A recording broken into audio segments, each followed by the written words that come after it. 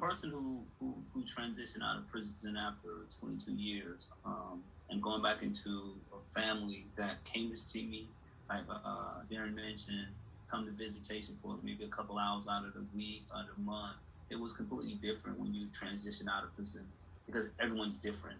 Mm-hmm. You know, I'm 41 years old. I'm no longer the 19-year-old kid that went to prison. My sisters are older. My father's older.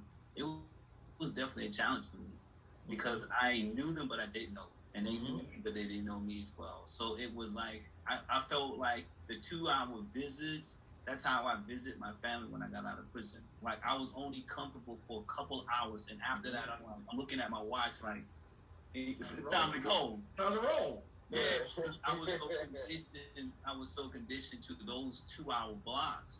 So now that means that I'm home all day, and before you know it, a silence will come over the room because I didn't know what else to say. We didn't know what else to say, to talk about. So we eventually started withdrawal, pulling away from each other. And then I realized, like, oh, this is a reflection, not a reflection, but this is only a part of being institutionalized, is that it's hard to integrate back into the family because you're only used to these 2-hour blocks and maybe 15-minute visits. So it became a very challenging thing for my father. I remember mentioning, he asked me, like, why couldn't I stand still? Why couldn't I stay in the presence of the family?